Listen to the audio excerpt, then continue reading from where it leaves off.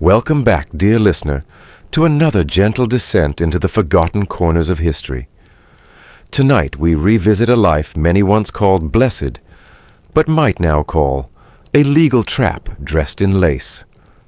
You are a woman in 1851 standing under a pale gas lamp on a damp London street, and for the first time since your wedding day, you understand that you've disappeared. You are a woman in 1851, standing under a pale gas lamp on a damp London street, and for the first time since your wedding day, you understand that you've disappeared. Your name is still spoken when bills arrive, when gossip stirs, when children call, but you, the person behind the name, have been erased. It isn't dramatic. You weren't dragged into silence. There was no loud decree or public sentencing. No, your vanishing happened gently, like a thread pulled from a tapestry, until the fabric holds its shape, but your presence is gone. And yet you're not entirely gone. You still feel the chill in your hands when you hang laundry at dawn. You still feel the coarse edge of a wool bodice digging into your skin as you pour tea for a husband who never asks if you slept. You still notice the empty space at the table where your thoughts used to sit before you learned that no one was listening. It's not that you don't exist anymore. It's that you exist entirely within someone else's shadow. Before we step further into this forgotten corridor of history, I just want to thank you for being here. These quiet, hidden stories don't often get told, but somehow here we are reaching across time, across place together. If you're listening while winding down for bed or doing chores with a cup of tea, I'd love to know where in the world you are. Leave a comment below. It's oddly comforting to know these old voices are finally being heard in kitchens, bedrooms, and quiet corners around the globe. If stories like this stir something in you, don't forget to subscribe and join us again. Now back to you. Back to the woman standing under that lamp. It's been 8 weeks since you were married, and already you've stopped speaking in full sentences, not because your voice has failed you, but because it feels useless. There's no paperwork to prove your loss. You're still breathing after all, but the law of the land says otherwise. You are no longer legally a person. Under the Victorian doctrine of coverture, a legal principle still alive and well across England, you are now what they call a feme covert, a woman covered, not protected, not shielded, covered like dust on old furniture, like a name struck out in ink. Sir William Blackstone, a highly regarded legal scholar of the time, once wrote that upon marriage a woman's very being or legal existence is suspended or subsumed under that of her husband. His words weren't satire. They were the law. Before your wedding, you had a modest life. You worked as a seamstress, earned your own wages, and even saved up a few shillings in a tin box under your mattress. You could walk into a shop and purchase buttons and sugar without permission. You could sign your name on a receipt and it would mean something. But now your wages belong to your husband. Your savings his. Your body also his. Even the shoes on your feet are no longer your own. If he decides you no longer need them, he can sell them, or you. And the strange thing is no one finds this odd. Not the vicar who blessed your union, not your mother who warned you to be obedient, not the neighbors who now call you Mrs. Benjamin Lowe, as though your own name had simply been a placeholder. The clerk at the grocer's no longer looks you in the eye. The pharmacist doesn't bother asking what you need. He looks to your husband for instruction, even if it's you who's coughing blood. You didn't sign away your personhood. You exchanged it quietly for a ring and a surname, and with that trade you became a legal ghost. Sometimes when you dare to compare your life to that of your brother or male cousins, a small tightness curls inside you.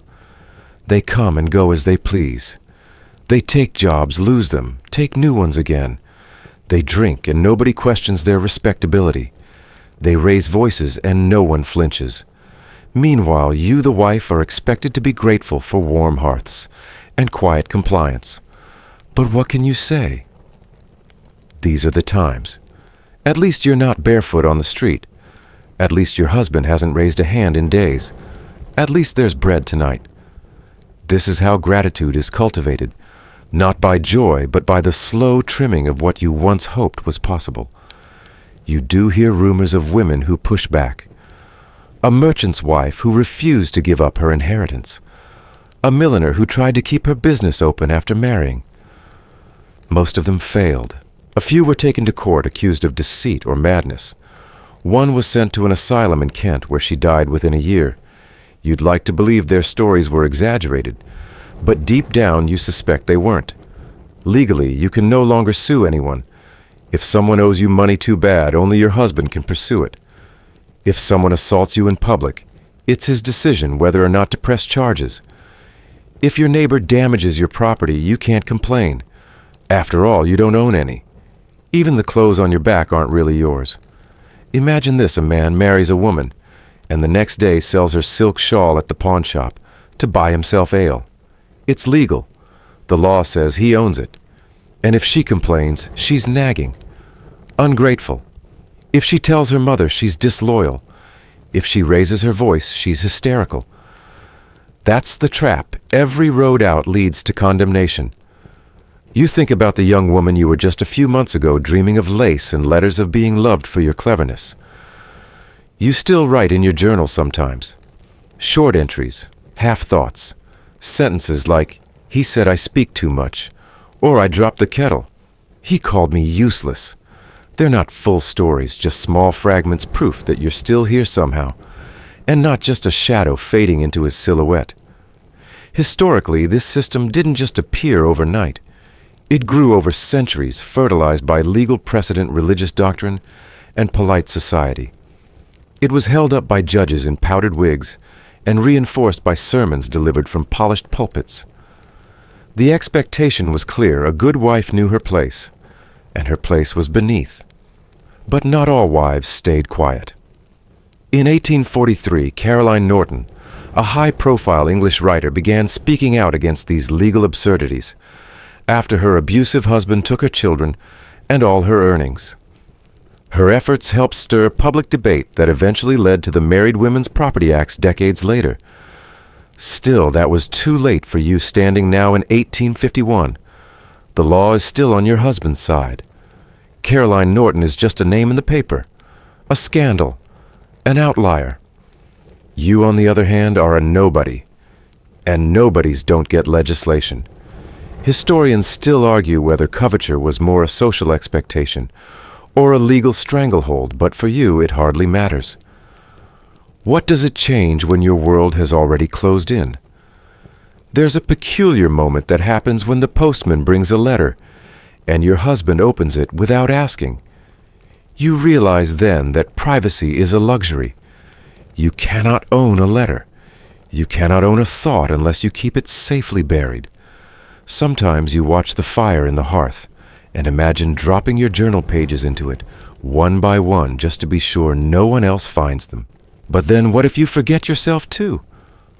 At night you dream of small freedoms, walking outside unaccompanied, buying a comb without permission, writing your name on a document, and having it mean something. You don't dream of grand rebellions. You dream of paper of ink, of silence being broken by the sound of your own voice saying, "This is mine." Even now, while you kneel beside the laundry tub, your back aching, your fingers red from lye, you still whisper to yourself, "I am still here." And maybe that's enough for today, because tomorrow you'll have to be invisible again. It's still dark when you rise. The fire has long gone out, and the morning air settles like a damp sheet over the floorboards.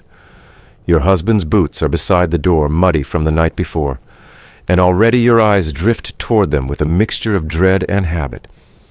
You move quietly so as not to wake him, because though you are by every public measure the lady of the house, you know your first job is to remain invisible until needed. That's how things go now. Your day begins not with choice, but with obligation. First the kettle. You crouch by the hearth, fingers red from yesterday's washing, coaxing life into damp coals. The smoke stings your eyes, but you don't cough. Coughing would wake him. Once the kettle begins to hum, you prepare his tea, measuring the leaves sparingly. He notices when the flavor is weak. He said so before sharply. There's stale bread, a single egg, and just enough fat left to grease the pan. It will do. You set it all out with the quiet precision of someone arranging an offering, and you wait. And when he rises late and grumbling, you do not speak unless spoken to. He eats in silence, crumbs gathering in his beard. You nod as he mutters about the cold, the bills, the neighbor's pig. You nod even when he's wrong. You clear the plate before he finishes the last bite, wiping the surface with a cloth you washed yesterday, dried overnight and stitched yourself when the hem frayed. You are in every way indispensable, and yet completely replaceable. The rest of your day unfolds like a worn prayer. There's laundry to beat by hand in water, so cold it numbs your arms. There's a floor to scrub with sand and vinegar. There are chamber pots to empty shirts, to mend soup to stir, and children's noses to wipe if you have any yet. There are no breaks, no wages, no weekends. The idea of rest is as distant as the tropics painted in watercolors above the fireplace. A picture your husband bought to impress visitors, not you. This, they say, is what it means to be the angel of the house. The phrase comes from a popular poem by Coventry Patmore, The Angel in the House. In it, the ideal Victorian wife is gentle, devoted, self-sacrificing. She never complains, never contradicts, and never thinks too loudly. She is the moral center of the home precisely because she is silent. It was an ideal that spread like sugar dusting over every domestic space, sweet but suffocating. To be less than this was to be difficult. To want more than this was to be dangerous. You remember perhaps how different your dreams once were. You imagined a home with warmth, not because you lit the fires, but because someone lit them for you. You imagined rest, not just sleep, but rest the kind that lets your spine soften and your mind drift. But rest is a concept for those with choices. You have duties. The curtains must be aired, the silver polished, the meat pie made from scraps and hope. You are expected to maintain not only the house, but your husband's sense of comfort, respectability, and pride. And if you fail even slightly, if the gravy is thin, if the collar is crooked, you will be reminded. Perhaps not with fists, but with silence or scorn, or the sharpness of a plate placed too hard on the table. There is a saying now in the world you do not yet know about emotional labor, about the invisible toll of managing everyone else's comfort. You live that labor. You measure your worth not by how you feel, but by whether your work is noticed, only when it goes undone. Quirky as it sounds, some middle-class Victorian women were so overwhelmed by their domestic workload that they kept intricate housekeeping diaries, noting not only menus and laundry days, but also the mood of the household, tracking their husband's temper like barometric pressure. One surviving example from 1862 includes the following entry: Monday, no coal, no milk. Charles Cross again. Must avoid conversation after tea. It reads less like a domestic log and more like a weather report for surviving the week. Of course, some women had servants. If you're lucky, you might someday hire a girl to help with the washing or watch the children. But that brings its own burden. Managing a maid is just one more task, and if she's too pretty or too young, your husband's wandering eyes become a risk you're blamed for. Your labor doesn't end at the walls of your home. Social duties exist too. You are expected to host tea, attend church, remember birthdays, and send notes of condolence for deaths you barely register. You are to be presentable at all times. That means corsets so tight you can't breathe, shoes that blister your heels, and petticoats that drag in the mud. If your dress is wrinkled, people will say you've let yourself go. If your gloves are torn, they'll assume your husband is poor. Your body becomes a canvas for someone else's reputation. And still you smile. Because women who frown are scolded, and women who cry are sent away. There is no pension for housework. No awards, no titles, no inheritance. Your legacy will be the clean linens you folded, the children you raised, and the meals no one remembered. If you fall ill, your work waits for you. If you die, someone else will step in often within weeks to cook the same soup and fold the same towels. You are indispensable, but never irreplaceable. Some historians argue that the home was a woman's kingdom. During this era, a place where she exercised quiet control. And perhaps there is truth in that. You do make decisions how to stretch the butter, how to starch the collars, how to teach your daughters not to dream too boldly. But it's a kingdom built on shifting sand. One illness, one accident, one wrong look at the wrong guest, and it crumbles. And even then, you're told to be thankful. The clergyman says your work is holy. The doctor says your anxiety is hormonal. The neighbor says you're lucky to have a man who comes home at night. You nod. Because what else can you do? There's no union for wives, no lunch break, no complaints department. There is only today and tomorrow, and the 100 small tasks between the two. Outside, the bell from the chapel rings. Your husband left hours ago without a word. The dishes are done. The floor is dry. You sit at the edge of the bed, folding stockings into neat triangles.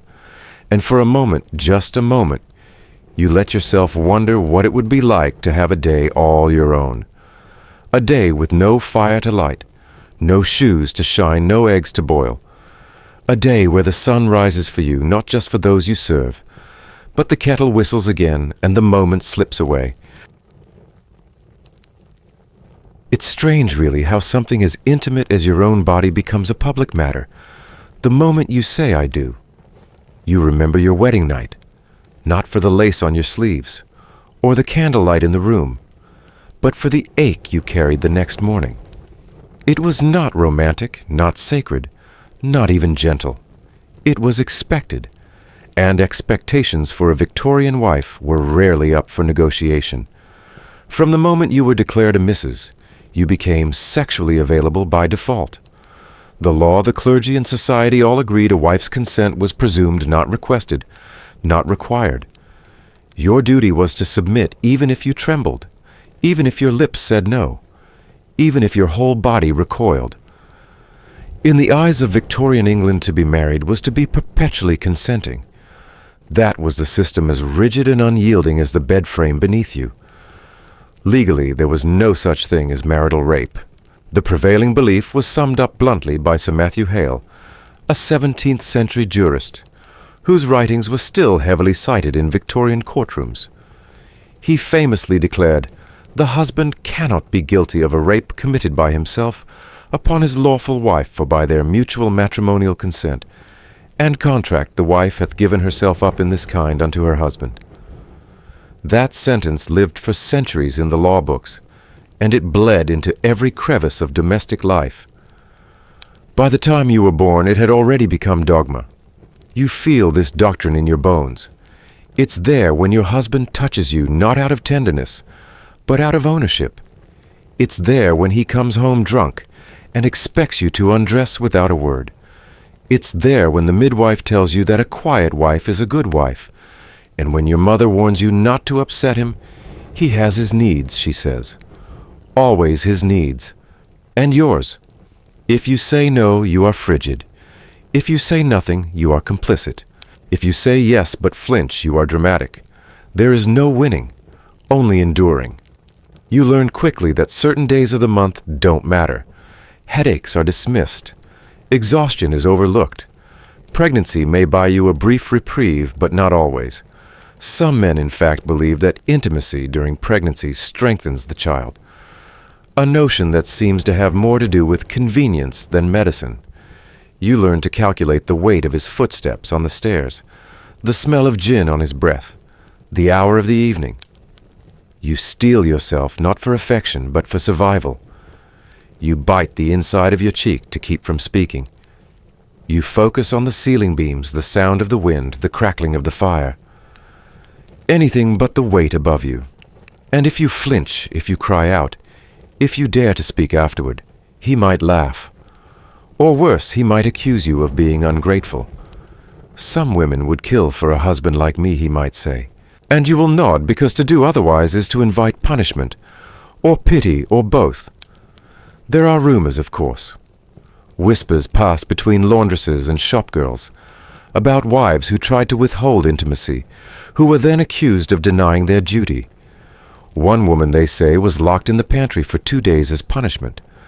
Another had her clothing burned so she wouldn't leave the house. No one ever asks what became of them. By the firelight, you think of your own body not as something sacred, but as something borrowed. You are a vessel, a field to be plowed, a duty to be performed. Your worth is tied to your ability to endure, to produce, to please. You were not taught to expect desire, only obligation. And here lies the cruelest truth. Even if you don't suffer the bruises that leave visible marks, you still carry the weight of being used without being seen. There is no remedy. There is no recourse. The law does not recognize your pain, and neither does your community. The parish nurse will say you must keep the peace. The midwife will shrug. Your sister, if she is married, will nod and say, "That's just how it is." Some historians debate whether this total lack of autonomy was the norm for all classes. Did upper-class women fare better? Perhaps in some drawing rooms wives were treated with a veneer of courtesy, allowed to rest or retreat. But even among the wealthy, the underlying power dynamic remained.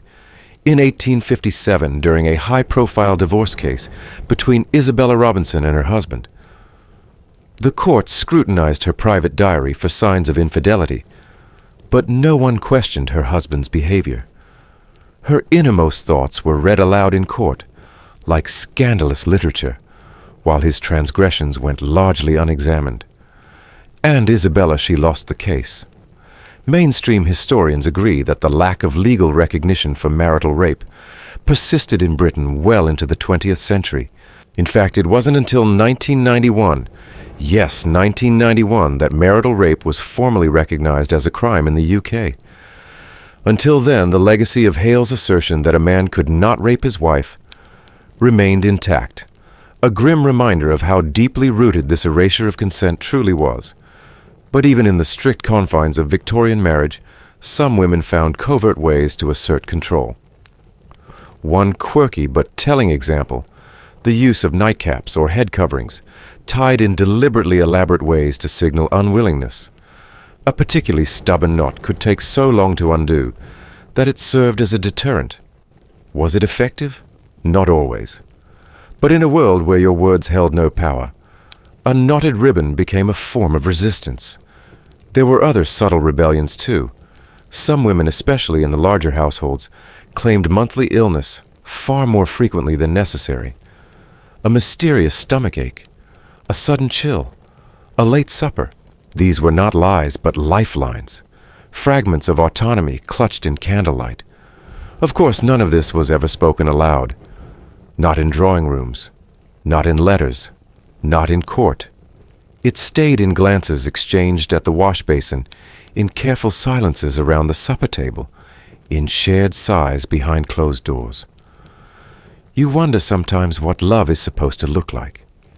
You hear it in songs, read it in books, the poems that speak of longing, and light of clasped hands and murmured vows. But your experience of marriage feels nothing like that. It feels like duty, like weight, like performance. Still you perform. You lay beside him at night, your face turned to the wall. You whisper good night even when your voice catches. And when he touches you again, you lie still. Not because you consent, but because you don't have the right not to. Some nights in the rare quiet moments when the fire has burned low, and even his breathing has softened you, let your mind drift. You imagine a world where your body belongs to you, where touch is requested, not taken, where desire is shared, not assumed. You wonder what that would feel like to be asked, to be wanted for who you are, not what you're expected to provide. But the world you live in does not ask such questions, and so you don't either. You wake in the morning with the same ache in your hips, the same tightness in your chest. You rise, you dress, you put the kettle on, and the cycle begins again. One day, perhaps there will be laws that see you, a courtroom that listens, a community that understands. But not today. Not yet. Today you endure. The first time it happens, you don't quite believe it. The nausea creeps in slowly, disguised as undercooked meat or nerves, then lingers for days. Your appetite shifts. The scent of vinegar makes you gag. And one morning, as you kneel by the hearth, the truth strikes you between the ribs, sharp and absolute. You are pregnant. There's no celebration, no joyous announcement, no rush to tell your husband who's still nursing a hangover from the night before. You say nothing, not because you're afraid, though maybe you are, but because you already know what's expected. There will be no fanfare, no concern, no pause. Just a nod, perhaps. Maybe a grunt of approval. And then your body becomes more than ever a thing with a function. From this moment forward, you are a baby-making machine, not metaphorically, not symbolically, literally. Victorian society held rigid ideas about a woman's highest calling. Motherhood wasn't a role, it was a duty. Queen Victoria herself, despite famously detesting pregnancy and childbirth, bore 9 children and publicly praised the maternal ideal. The domestic angel became by default the eternal mother, fertile, devoted, and enduring. If a woman refused, she was selfish. If she couldn't conceive, she was defective. If she died in childbirth, well, she died fulfilling her purpose. You, of course, don't have the luxury of reflection. Your days blur into discomfort. Your back aches. Your ankles swell. Still, the laundry waits. The children, if you already have some, need feeding. Your husband is no gentler now that you carry his heir. And the house doesn't stop demanding your time just because your womb is occupied. The midwife visits only once briefly. She presses a palm to your belly nods and mutters something about carrying low. You ask timidly about pain in your side. She shrugs. Normal, she says. Everything is always normal. And when the labor comes, it comes like a storm, sudden, violent, unforgiving. You scream for hours, but no doctor arrives. Doctors are for the wealthy. You are not. You clutch the bed frame, bite into a rag, and push. The midwife says little. She has other births to attend to. She tells you to be brave. You bleed, and when the baby finally arrives, there is no applause, only exhaustion, and the cold press of clean cloth. You are lucky if the baby lives. You are even luckier if you live. It is estimated that in mid-19th century Britain, maternal mortality claimed the lives of approximately 1 in every 200 women in childbirth. That's not rare. That's routine. And this doesn't even account for the thousands who died days or weeks later from puerperal fever, also known as childbed fever. An infection spread not by nature, but by doctors and midwives who move between patients without washing their hands. Hand washing as a medical standard was not introduced in Britain until the 1860s, and even then many practitioners dismissed it as unnecessary. The idea that invisible germs cause disease was still a fringe theory scoffed at by traditionalists who believed illness came from bad air or weak spirits. One Hungarian doctor, Ignaz Semmelweis, introduced hand-washing with chlorinated lime in his Vienna hospital in the 1840s and saw a dramatic drop in maternal deaths. But his ideas were ridiculed. He died tragically in an asylum. His patients died from preventable infection. And you, well, you try not to think about it. You survive your first birth. Barely. But there's no time for rest. Within weeks, your husband expects you back to work both in the kitchen and in the bedroom. You're not ill anymore after all. And the midwife says it's time to be a wife again. It happens again the next year. And the next. And the one after that. By your 30th birthday, you've had 4 children. Maybe 5. One didn't make it. Another is sickly. You hardly notice the months anymore, just the seasons marked by pregnancies and bleeding, and the smell of milk on cloth. You envy the childless women in your parish, even the old ones with bitter tongues. They sleep through the night. They don't wince when lifting buckets. They don't wake soaked in milk with another life crying beside them.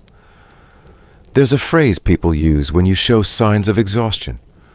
She's delicate, as if your weariness is a flaw, as if the body pushed to its limits again and again ought to bear its burdens silently. Women are expected to recover quickly. Just get on with it, they say.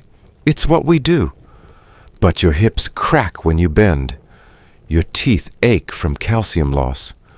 You've had no time to rebuild what was lost in the last pregnancy before the next one takes hold. And still the world around you smiles and says, "How blessed you are." Children are a gift. Perhaps they are. But the gift feels awfully heavy. You once tried to space your pregnancies using a method whispered about in the market, a sponge soaked in vinegar. But your husband found it and called you wicked. "Trying to deny me what's mine," he hissed. You slept on the floor that night. And after that, you never tried again. Some women talk about herbal remedies, Queen Anne's lace pennyroyal tea, but they are dangerous, inconsistent, and illegal. And if you're caught trying to avoid pregnancy, you could face the wrath of the law or the church or both. So you keep quiet and you endure. Quaint as it sounds, a handful of women turn to folk beliefs and charms to protect themselves. One widely recorded example, a red string tied around the left ankle during the full moon to confuse the womb. Whether it worked is debatable, but belief offers comfort, and sometimes comfort is the only medicine available. Historians still argue whether Victorian women internalized these expectations or simply conformed out of necessity. Did they truly believe motherhood was sacred? Or was that belief a survival mechanism, a story told to give meaning to exhaustion? For you, it doesn't really matter. You bleed, you ache, you weep into pillows when no one is looking. You whisper lullabies with cracked lips. You press your palm to your belly and hope desperately that this one lives, that you live, that the next time he touches you, it won't leave you with more to carry. But the cycle continues. A wife is supposed to build a home, not set boundaries. A wife is supposed to open her arms, her legs, her womb on command. There is no refuge. One day after your 6th child, you collapse while stirring the soup. You wake in bed hours later. The neighbor's wife brought broth. The midwife says you need rest. Your husband disagrees. You're just tired, he says. You'll be fine by morning. But morning comes and the ache remains. You walk slower now. You forget things. You cry when no one's watching. You hide in the pantry just for silence. And still the world turns. Outwardly, your life looks complete. Children fed, house in order, husband clothed. But inside there's an emptiness that no hymn can reach, no cradle can soothe. You are not ungrateful. You know some women have it worse. You know that at least you are not on the streets. At least your children are alive. These are the comforts you cling to, the only form of gratitude allowed. But late at night, when the house is finally still, you dare to imagine something more. Not freedom, perhaps. That's too wild. But peace. A day without pain. A world where motherhood doesn't consume you whole. You stare at the ceiling and count your breaths, trying to remember the shape of who you once were before your body became a battleground, before every inch of skin was marked by sacrifice. Tomorrow you'll rise again. You'll smile. You'll serve. And you'll pretend that your exhaustion is holiness. Because in Victorian England, a mother's suffering is not just accepted. It's sanctified. You don't remember the first time he struck you? Not exactly. It wasn't a punch, not then, more like a sudden shove of hand at your shoulder that sent you off balance when you answered too quickly or too confidently. He apologized after, sort of, said he didn't mean to, that he'd had a rough day. You believed him, or tried to. And even if you didn't believe him, what choice did you have? It's only later, once the bruises start to appear in places no one else can see, that the pattern becomes clear. Not just in his behavior, but in the quiet complicity of the world around you. No one ever said it was right, but no one ever said it was wrong either. Because in Victorian England, a husband's authority over his wife wasn't just cultural, it was legal. By law, your husband has the right to correct you. The term sounds almost clinical, like adjusting grammar on a chalkboard. But in practice, it means slaps blows, pushes, insults. The law treats it as part of his duty to maintain discipline in the household, the same way he might train a horse or scold a child. So long as he doesn't cause permanent injury, the courts turn a blind eye. This doctrine dates back to early English common law, where it was accepted that a man could use moderate correction to control his wife.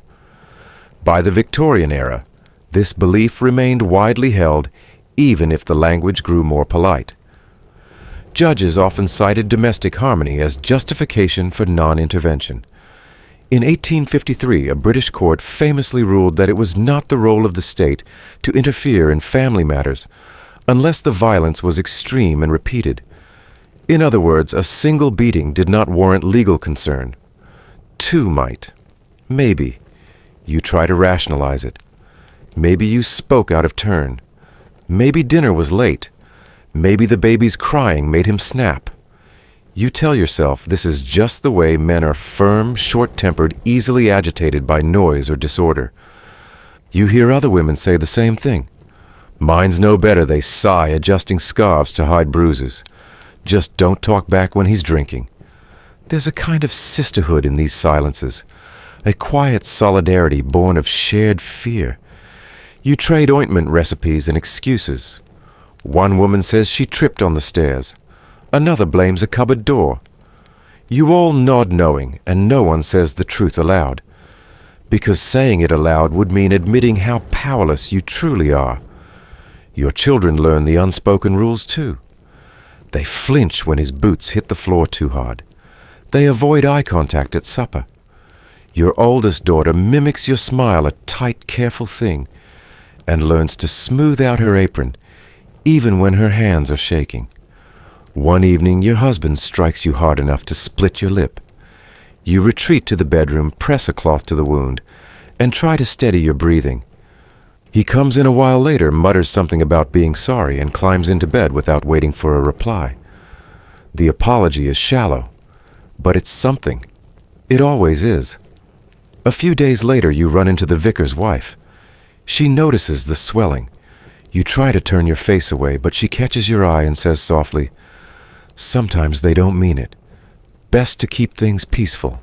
She means well." Or maybe she doesn't. It doesn't matter. The message is clear. Stay quiet. Keep the peace. Forgive. Endure. And so you do. But you begin to withdraw. You stop singing while you work. You avoid mirrors. You forget the last time someone touched you without demand. Your body becomes a map of avoidance. Your mind shrinks to the shape of your chores. You are a wife, a mother, a servant, but never, not once, a person with boundaries. Occasionally, you hear stories of women who left. They vanish from the village or flee to cousins in distant towns. Sometimes they are found and dragged back. Sometimes they disappear for good, only to be spoken of in whispers. That poor girl who ran off. Rarely does anyone say her name. She becomes a cautionary tale. Mainstream historical records rarely mention these women by name. Their stories survive in court records, in gossip columns, in scattered notes of concern from midwives and poor law officials. But they existed, and their disappearances marked small acts of resistance in a world that offered no real exit. The 1857 Matrimonial Causes Act had technically introduced civil divorce courts in Britain, allowing women to petition for divorce. But the bar was set high. A man could divorce his wife on the grounds of adultery alone, while a woman had to prove adultery, plus cruelty, desertion, or incest.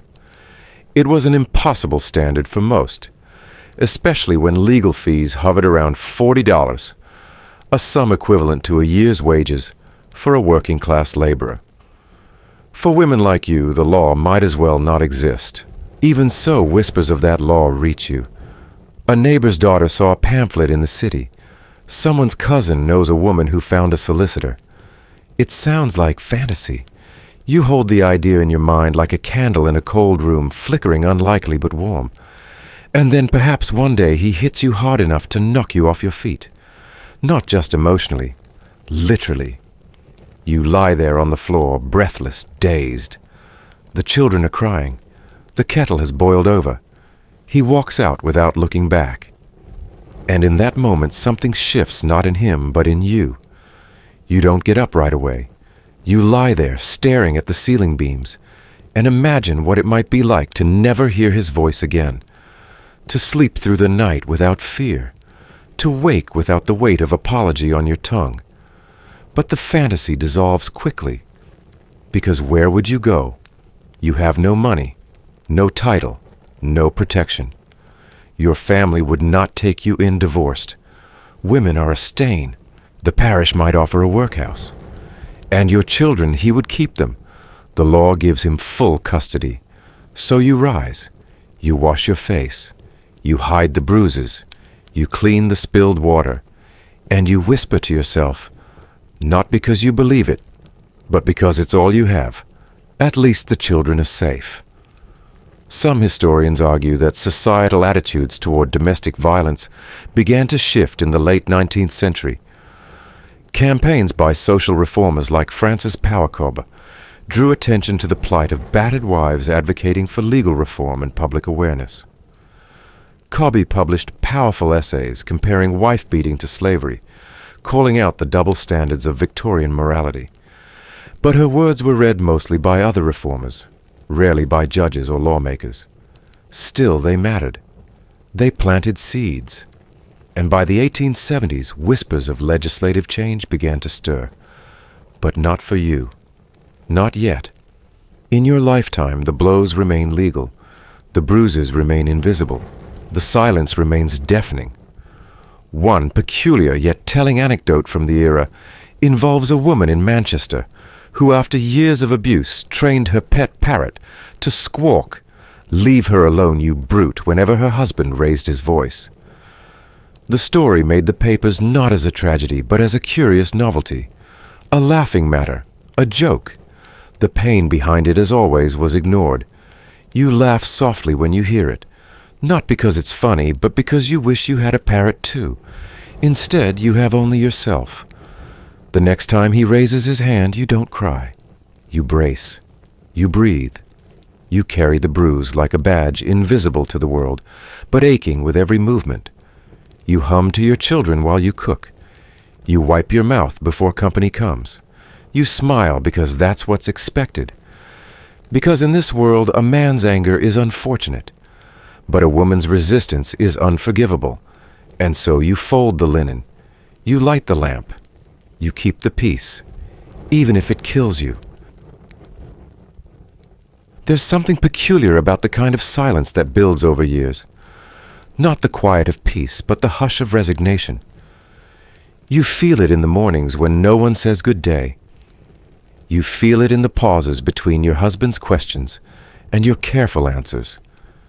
You feel it most in the stillness of your own mind, where once there were dreams and now there are only lists. The world tells you you're doing well. The neighbor's wife nods approvingly at your tidy windows.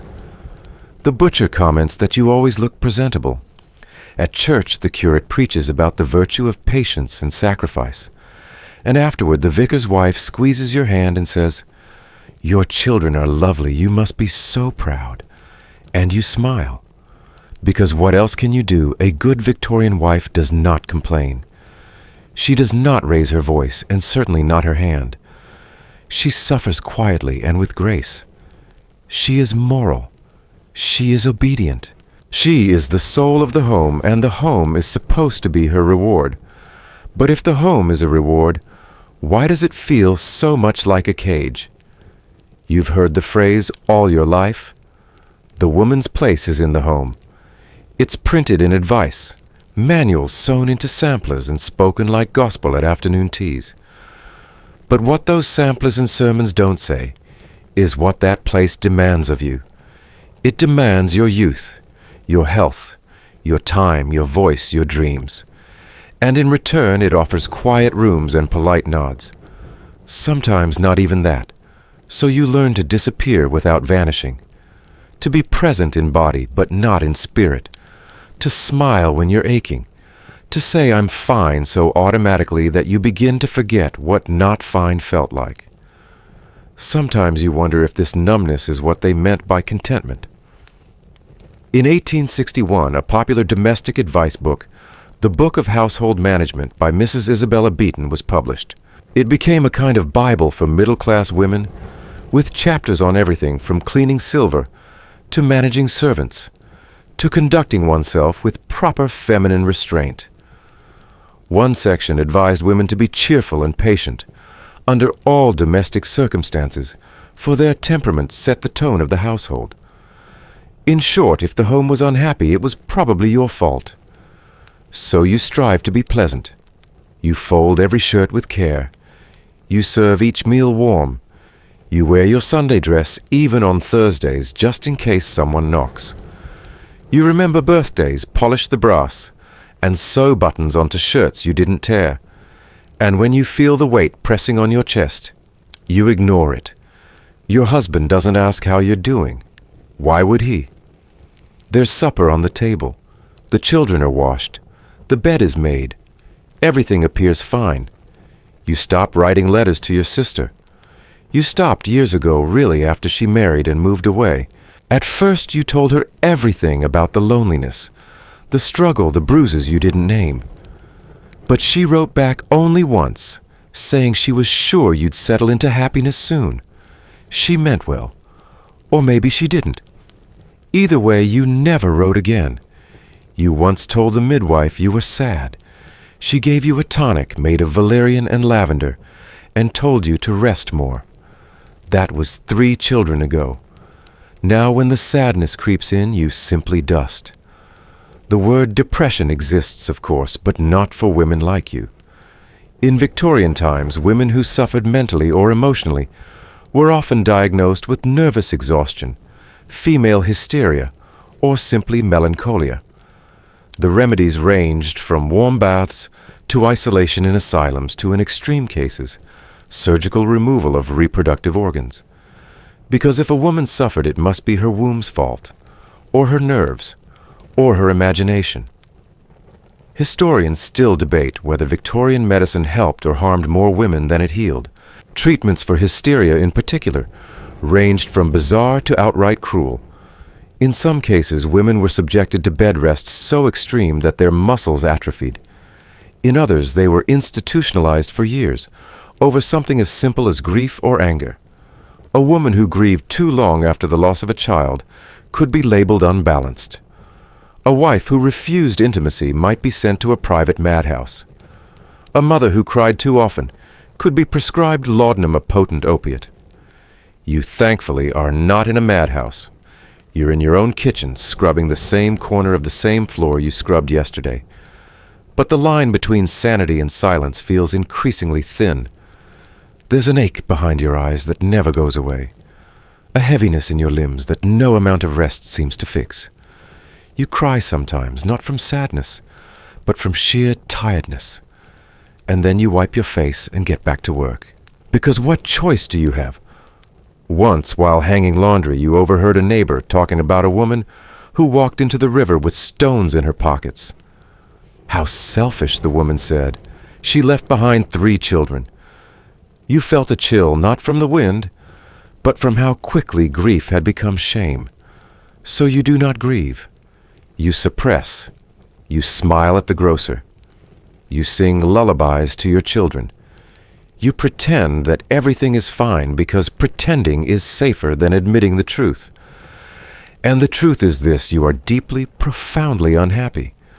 But you are also invisible, and invisible women cannot ask for help. Some wives find ways to cope.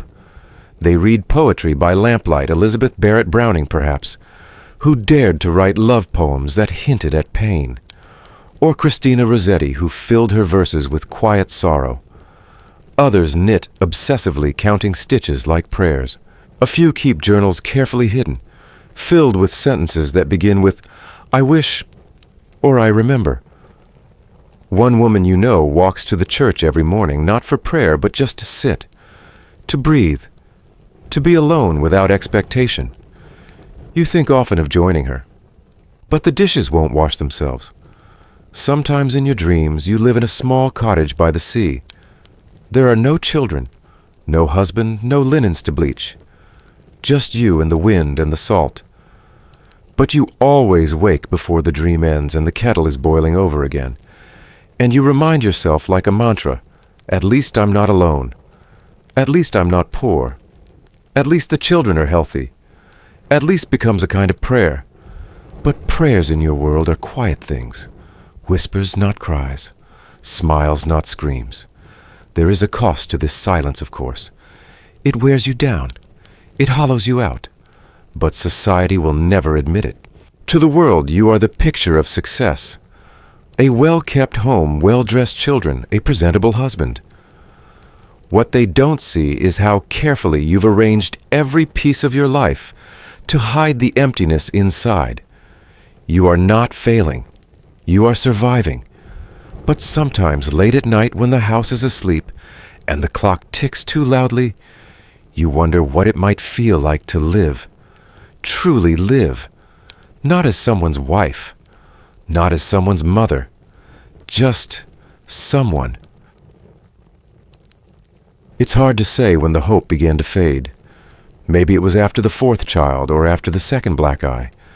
Maybe it was the day he spent your last few shillings at the public house and came home smelling like gin and someone else's perfume. But at some point, quietly, without fanfare, you began to wonder whether escape might be possible. Whether there was a way out. Whether the life you were told to be grateful for could be left behind. And then you remembered you're a Victorian wife. There is no easy way out. Not for you. Divorce exists technically, but only in the same way that grand mansions and silken gowns exist. They are things you've seen from afar, things whispered about in drawing rooms, or printed in scandalous columns of the illustrated police news, but never within reach. You know the word, but not the path. And for someone like you, that path is more like a brick wall. Before 1857, divorce in England was governed by ecclesiastical courts, church law, not civil. It required an act of parliament, meaning only the wealthiest and most powerful men could afford it. Women, almost never. Unless you were an aristocrat with connections and independent wealth, your chances of dissolving a marriage were as slim as the needle you threaded each morning to mend your husband's socks. Then came the Matrimonial Causes Act of 1857, a supposed turning point. It created a civil divorce court, secular, more accessible. And for the first time, divorce became possible without an act of parliament, at least on paper. But the reality was far less promising. A man could divorce his wife for adultery alone. A woman, on the other hand, had to prove adultery, plus something more: cruelty, incest, desertion, bigamy, or bestiality. Mere infidelity wasn't enough. The assumption, of course, was that a wife's role was so dependent on her husband's support that she could not leave him for simple betrayal. She needed to endure more than that, much more. And even if you could prove all those things, even if you had witnesses, doctors' bruises, you still needed money. The legal cost of divorce in the 1860s hovered around $40, nearly a full year's wages for a working-class man. For a woman without property, it was unfathomable. So the law opened a door and then nailed it shut again. You heard once about a woman, Mrs. Caroline Norton, who tried to change things. She was a writer, well-born but battered, whose husband refused to give her a divorce and took her children from her as punishment. She fought for decades, wrote letters to Parliament, published pamphlets, and finally helped pass legislation that gave women limited rights to their earnings and custody. You admired her, still do. But hers was a long and bloody fight, and the victories she won came after years of suffering. Her life was not saved by the law, it was scarred by it. Your life, meanwhile, is too ordinary to be noticed. You once asked the butcher's wife quietly if she knew anyone who had divorced. She looked startled, then whispered, "Only one, but she had money." And then she warned you kindly, "Don't let anyone hear you asking things like that." Because even speaking the word divorce brands you. It means you're dissatisfied, ungrateful, dangerous, a threat to other women who are trying to smile through clenched teeth, a threat to men who count on your silence. And if you did try to leave, really leave, what then? You have no money, no property, legally no claim to your children unless your husband allows it. If you fled, he could report you as a deserter. You could be arrested. And if you managed to vanish and survive, your reputation would rot behind you like meat in summer heat. You know somewhere in the back of your mind that alternatives exist. Desertion, disappearance, wife-selling. Yes, wife-selling. It sounds absurd now, but even into the mid-19th century, there were still documented cases of men selling their wives at public markets. Halter and all, a transaction born not from cruelty alone, but from a legal dead end. It wasn't legal, but it was real. By the 1860s, these cases had grown rarer, but the desperation behind them had not. You think about desertion sometimes. You imagine slipping away in the early morning hours, your shawl wrapped tight, your youngest child held against your chest. You think about finding work in another town, living under another name. You'd scrub floors. You'd clean railway offices. You'd sleep in stables. Anything would be better than this. But then reality returns like a slap. There are no safe havens. The Magdalene homes for fallen women won't take you. You're not a prostitute, but neither are you pure. The workhouses. Perhaps if you want to be separated from your children and fed on gruel in return for 14-hour days. A boarding house might offer you a cot for a week or two if you have money. But you don't. So you stay, even as your husband grows colder, even as the bruises darken, even as the nights stretch longer and the days collapse into labor. You stay, because staying is survival, and survival is the only form of rebellion left to you. Still you wonder, quietly, what it might feel like to be free. You dream sometimes, softly, shamefully, of a world where you could stand in front of a judge and speak without trembling, where your voice counted, where the law saw you not as a vessel, or a burden, or a mistake, but as a human being. You imagine that world in flashes of signature on a paper, a room of your own, a bed without fear. Historians have long debated whether the 1857 Act was progressive or performative. Did it actually help women, or did it simply ease the burden for men while keeping women trapped in the same expectations? Now dressed in modern language, the Act allowed men to dispose of inconvenient wives more easily, but rarely allowed women to escape dangerous men. The balance remained tilted. Still, it sparked conversation. It planted seeds. And decades later, further reforms would follow the Married Women's Property Act, in 1870 the Guardianship of Infants Act, in 1886. Each one a brick in the long, slow construction of female legal identity, but none of them arrived in time for you. In your world, hope is a whisper, a candle flickering in the draft of tradition.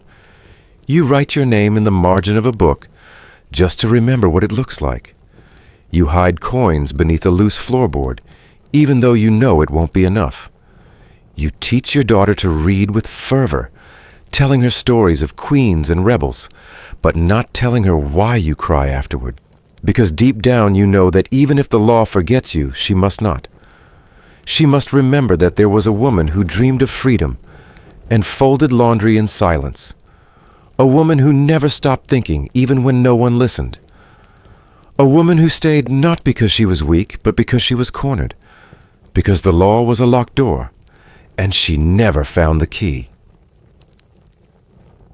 There's a story they tell quietly and always with a hint of disapproval about a woman who went mad.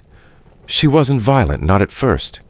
She simply started speaking her mind too often, too loudly in places where silence was expected. She argued with her husband in public. She left the house without permission. Once she even refused him entry to the bedroom. A year later, she was in an asylum. Officially, they said she suffered from hysteria, but every woman in town knew the truth. She had simply stopped pretending. You think of her often now, not because you plan to follow her path, but because you understand how easy it would be. The slope is so gradual. First you forget why you walked into a room. Then you forget how to laugh. Eventually you forget what it felt like to live without fear. And by the time someone notices, they no longer ask, "Are you all right?" They ask, "What's wrong with her?" Victorian England had many names for women who stopped smiling. Melancholia, neurasthenia, moral insanity.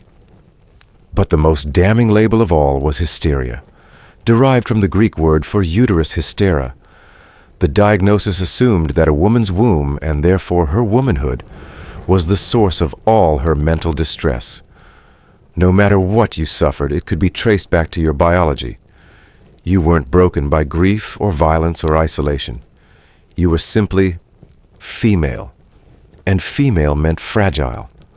The most common treatment, removal from society. A rest cure, they called it. But rest didn't mean soft beds and peaceful days. It meant isolation, silence, often complete sensory deprivation. Women were confined to darkened rooms, forbidden to read, to write, to see their children, to speak for more than a few minutes a day. The theory was that nervous energy came from overstimulation. So they starved the senses and hoped the soul would fall in line. Sometimes they called it rehabilitation. Other times they called it protection. But whatever the word, the result was the same silent shame and a growing sense that you had become your own prison. You see the signs in yourself now, not all the time, not in ways others would notice, but you feel the edges fraying. Your thoughts are slower. Your hands shake when no one is looking. You forget names, drop plates, stare at walls too long. The children ask you questions and you answer without hearing. The baby cries and you delay just a moment too long. And then there's the crying. Quiet, sudden, impossible to stop. It comes when you're folding laundry, when you're shelling peas, when you're watching dust swirl in a beam of late afternoon light. You don't sob. You simply leak. A silent weeping that no one sees and no one would care to understand. One afternoon, your husband notices. You've been more forgetful, more withdrawn. You serve tea with no sugar. You didn't wash his shirt. He doesn't shout. Not this time. Instead, he speaks softly, almost gently. He tells you he's concerned, that you're not yourself, that he's considering speaking to a doctor. You know what that means. You've heard of the asylums, the workhouses masquerading as hospitals, the long corridors where women rock back and forth for hours, fed by hand and strapped into chairs.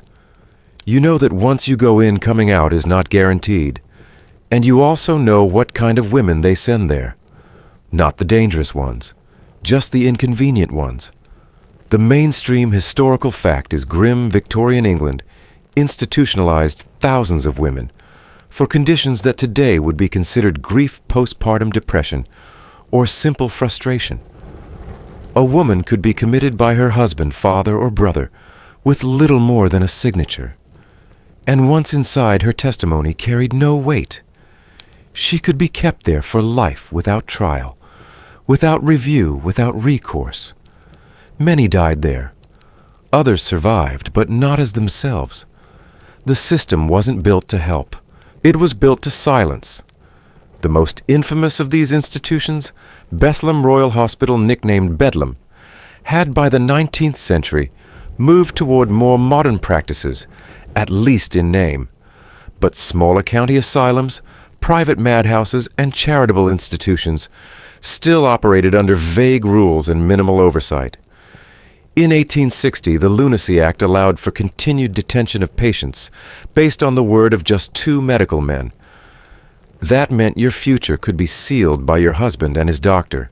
And who would believe you? You who once forgot to starch the linens. You who sometimes talked to yourself while sweeping. You who wrote, "I hate this life" in the margin of a recipe book one day and forgot to erase it. You begin to police yourself even more. You smile wider. You answer faster. You make sure the children are perfect in public. You ask your husband if he'd like more tea. You nod during sermons. You never speak unless spoken to, because every word could be used against you. Every hesitation is a potential diagnosis, and yet you are still drowning. You imagine sometimes confessing to someone, not your husband, not the vicar, but maybe the neighbor's wife or the girl who delivers milk.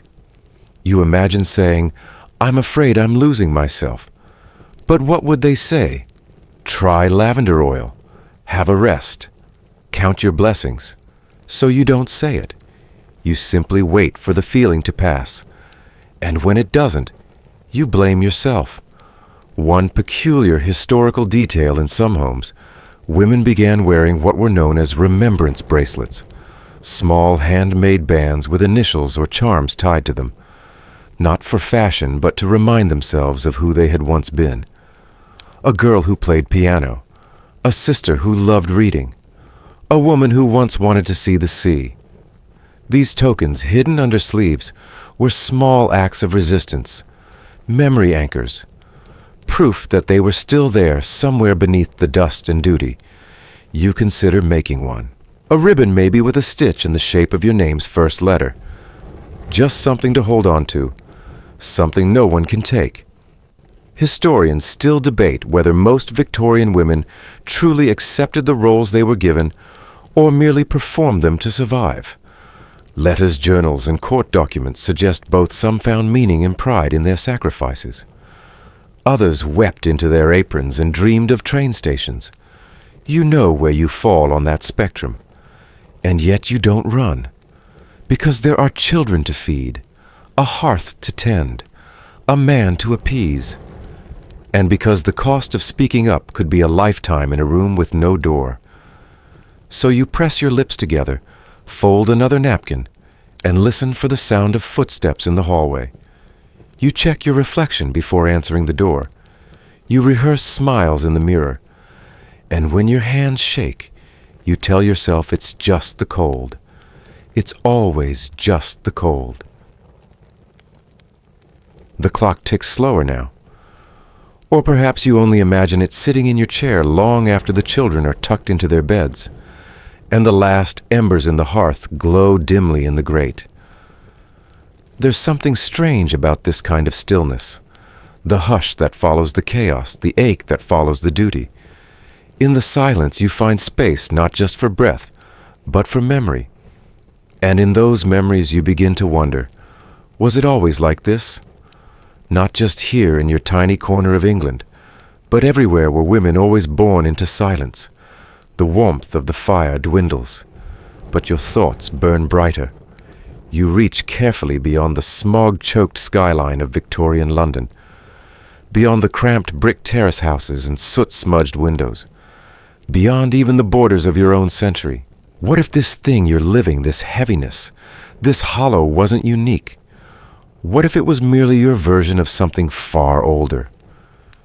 You've read little scraps here and there, newspapers lining the pantry shelves, bits of Bible verse, an old geography book forgotten by the children. But tonight you remember a sentence that once made your breath catch. All around the world the laws of marriage were written in the ink of obedience. It was meant to be a general statement, but it felt like a secret spell, a way of unlocking the truth that sat unspoken in every room you'd ever cleaned, every skirt you'd ever stitched, every apology you'd ever whispered, just to make it through the day. That's when it begins to dawn on you it wasn't just Victorian wives. It wasn't just England. And that quiet revelation, simple, small, undeniable, is what carries you into the next thought, one that feels almost subversive in its softness. If we have always borne this, maybe we have always resisted it too. And with that flicker of courage, let us open a window into the past, not into your world which we now know all too well, but into theirs. The ones who came before and beyond.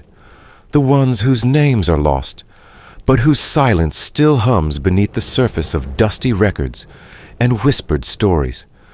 This is the beginning of the and more. But before we cross oceans and centuries, let us first gather what we know. Even within England's empire there were variations, regional, cultural, and class-bound. In Wales, for example, some rural communities practiced unofficial marriage hand-fastings, a tradition dating back centuries wherein a couple would live together for a year and a day, before deciding whether to formalize their union. Though frowned upon by Victorian authorities, these arrangements allowed women a rare window of trial, if not autonomy. Yet as England industrialized and urbanized, these folk customs were replaced by the rigidity of legal codes.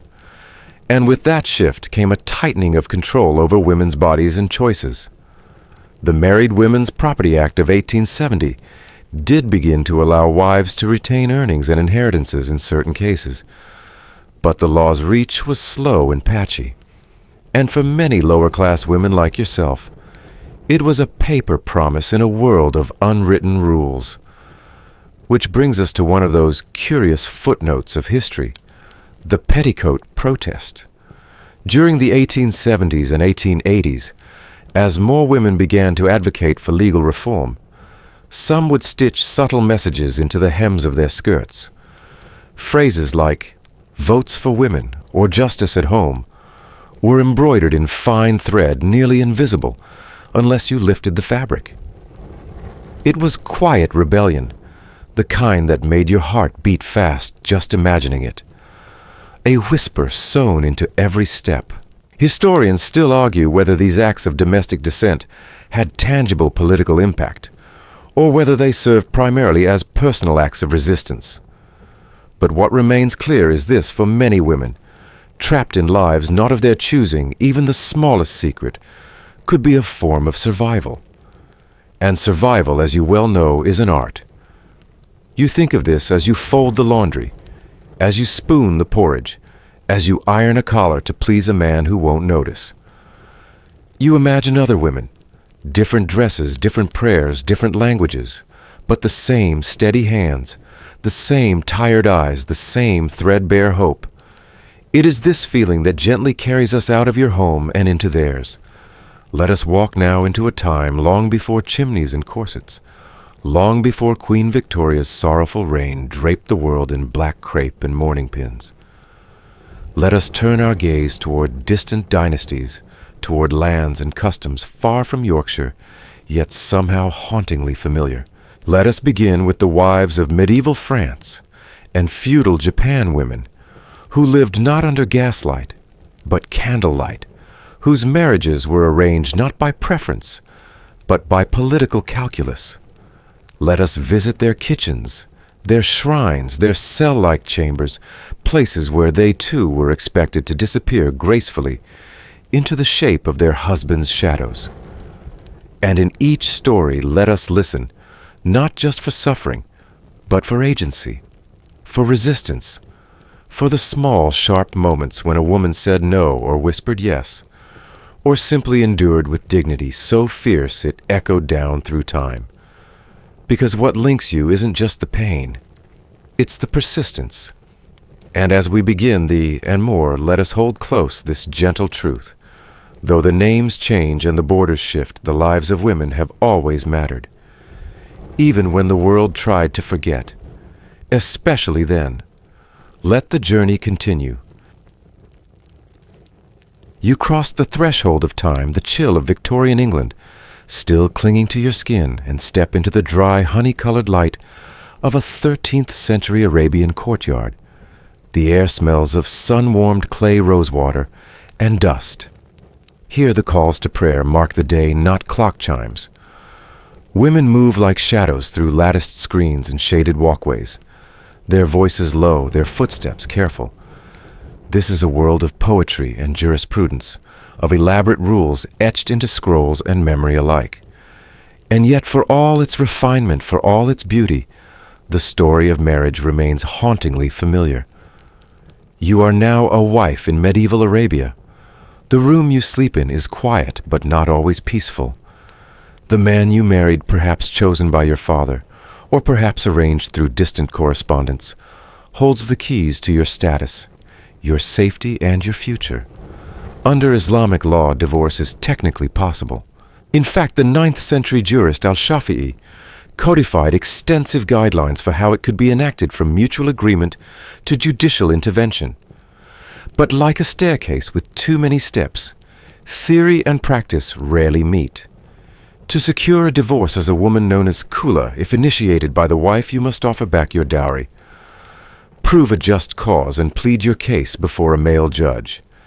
And herein lies the quiet trap: the law is not inherently cruel. It is in fact more progressive than many of its Western counterparts.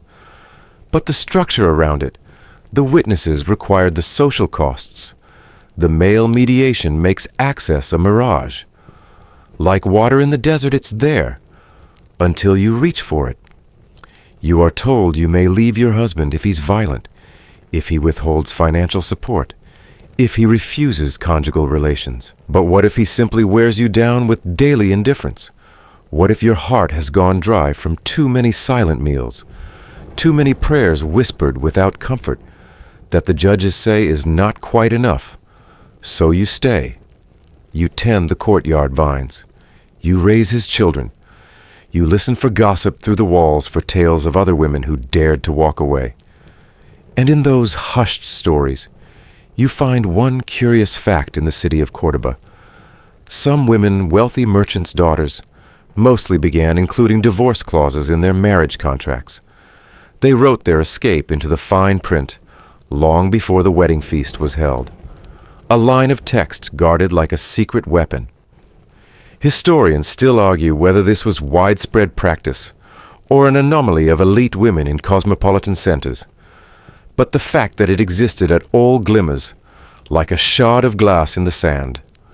For the majority, though, such options remain unreachable. Instead, the practice of talik, a conditional divorce, promised in advance, becomes a lifeline. Some husbands agree in writing to grant divorce if certain conditions are breached, if he takes a second wife without consent, for instance, or if he leaves the home for an extended time. The document is often notarized by a Qadiya judge and witnessed by male kin. It's a preemptive shield, but one that still requires the husband's consent. And if that shield fails, the courts await. You sit behind a wooden screen, veiled, your voice filtered through an intermediary. You recite your grievances as a male scribe copies them onto parchment. The room is hot, the judge impatient. He asks if you've tried reconciliation. You nod. He asks if your husband would consider talaq, the male-initiated divorce. You don't know. He's not here. He rarely is. And still they hesitate, because in this society to be a divorced woman is to walk a tightrope. Your reputation, your family's honor, your future marriage prospects all dangle in the balance. Even if your case is sound, the price is high. So you lower your eyes and speak softly. You ask for mercy, for permission, for relief. In a Cairo case from the year 1272, a woman named Fatima petitioned for divorce after her husband abandoned her for nearly 5 years. She provided witnesses. Her dowry had long been spent. Yet the judge questioned her. Had she written to him? Had she waited long enough? Could she be certain he was truly gone? Fatima wept in the courtroom. Eventually the judge granted her release. But it had taken 5 years, and the fraying of her dignity to earn that small declaration, "You are now divorced." And still some women found subtler paths. There are tales soft-footed, rumor-laced of wives who bartered with their husbands. A piece of land, a prized heirloom, a discreet sum of diners. They would say, "Take this and let me go." Some men agreed, others did not. In one poetic story from Persia, a woman wrote her request for divorce in verse, wrapping the parchment around a pomegranate and tossing it into her husband's garden. He read it, smiled, and granted her freedom. But those are tales, not rules. The rules remain firm. Marriage in 13th century Arabia is like everywhere else, a paradox sacred and suffocating, celebrated and feared. It grants women legal protections, and yet binds them in layers of expectation that rarely yield to personal desire. You are expected to be obedient, modest, fertile, wise, and always grateful. Gratitude, after all, is considered a virtue of the righteous. But what of joy? What of longing? That's where poetry steps in. Because while the courts speak in verdicts, the poets speak in sighs. Women composed verses in the margins of cookbooks, embroidered them into linens, whispered them into their daughters' ears. Lines like, "Better a storm alone than stillness in a loveless house," or "My veil is not fear, but memory I do not wish to repeat." These aren't just decorative flourishes. They are survival strategies, and they endure. You realize now that your story, your stillness, your yearning is mirrored here halfway across the world, and centuries earlier. The faces may differ, but the ache is shared. The structures that bound you also bound her, and in both cases the walls were built with the softest of materials. Tradition, duty, love turned inward. Still, you wonder, did she dream of walking out one day? Did she find the strength? Or did she, like you, remain gathering her fragments of freedom wherever she could? As the desert night thickens and the moon climbs higher, you offer a silent prayer to her, to Fatima, to the veiled poet with her pomegranate, to every woman who dared to ask, "Is there more than this?" Because asking is in itself an act of defiance. The stillness of the desert fades now, and a different rhythm takes its place. A quiet, controlled cadence, like the brushing of silk against tatami. You find yourself transported to the Edo period of Japan sometime between the early 1600s and mid-1800s. It is a world of formality and silence of obedience wrapped in brocade.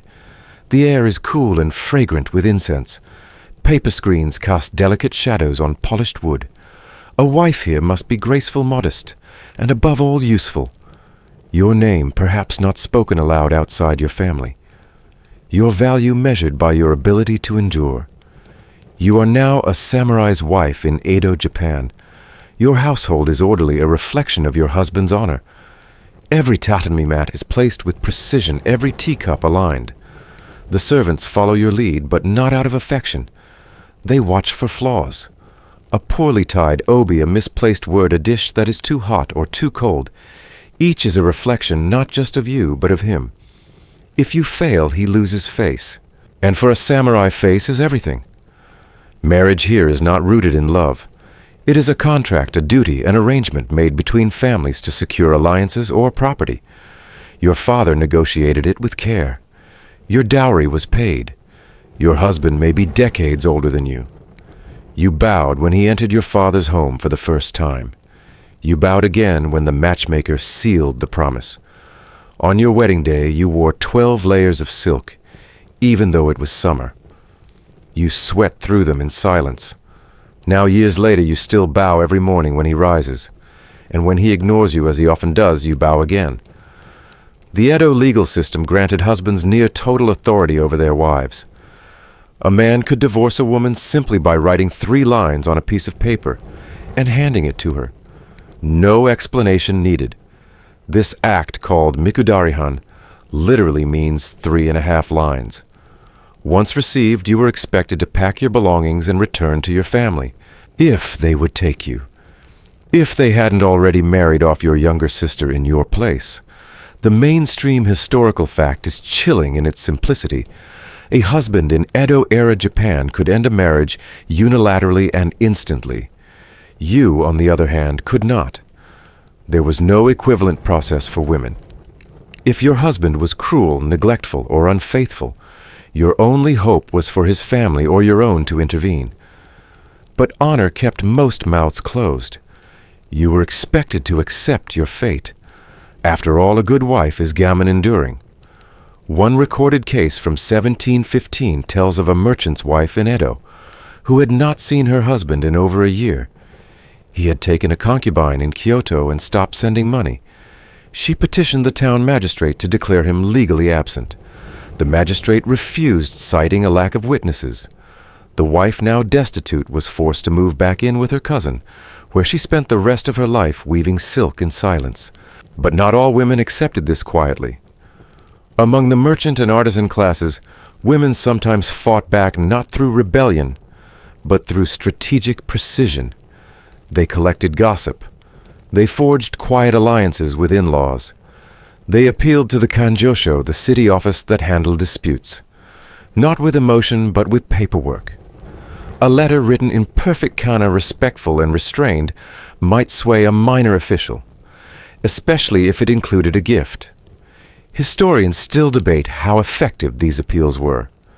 Some say they reflect a bureaucratic system that gave women a narrow path to justice.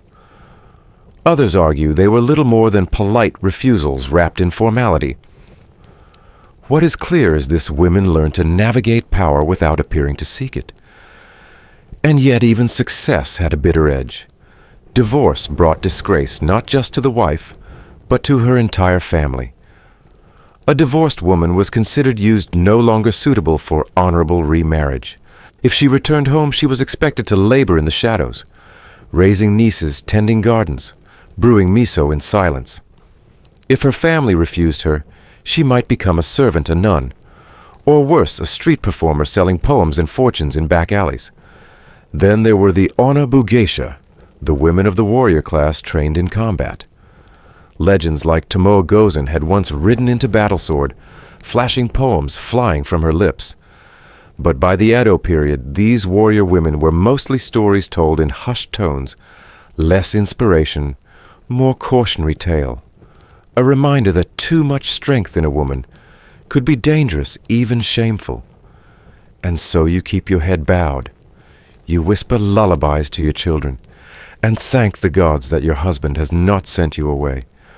Or worse, taken a concubine and let you stay watching, as another woman bears the sons you could not. One quirky historical tidbit that survives in records is the use of kaimami, peeping through a fence, a poetic motif where a man falls in love with a woman simply by glimpsing her between bamboo slats. It was romanticized in literature, but feared in reality. If your husband caught another man peering at you, he could accuse you of adultery and banish you without proof. Women would walk with veils, avoid eye contact, and speak softly, lest attention lead to accusation. There is a poem from this time embroidered into the lining of a widow's obi. My mouth smiles, my eyes do not. I bloom in the shade unseen, my petals falling in silence. It says more than any court record, and so you endure like so many before you. The stillness of this life is not peace. It is pressure disguised as grace. You do not shout. You do not slam doors. But inside something curls tighter with each passing year. A longing not for escape, but for recognition. To be seen. To be named. Because even here, where everything is wrapped in beauty and ceremony, a woman's worth depends on her usefulness, her silence, her smile that doesn't reach her eyes. You might hear stories of women who took matters into their own hands. A wife who, upon receiving her mikudarihan, packed her belongings, bowed once, and then on the road home changed her name and opened a tea house. She never remarried. She lived among other women, mostly widows and outcasts, in a house with low ceilings and wide windows. She named it House of the Wind, for she had no master but the breeze. Most say it never happened. But the story survives, whispered between sips of sake. And you wonder as the tatami cools beneath your knees, and the lamp flickers low, whether somewhere beyond the rice fields and mountain passes, such a place might still exist. A place where a woman is not duty-bound, not discarded, but simply whole. Now you feel the temperature shift again like the wind rising before a storm. The tatami mats the paper screens, and the quiet obedience of Edo Japan dissolve into smoke and salt spray. In their place, longships slicing through cold gray waves, black-sooted mead halls, and the scent of iron and pine.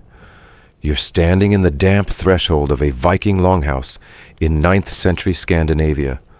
The fire crackles, the air bites, and you, wife of a Norse warrior, are expected to be fierce, but only within the lines carved by men.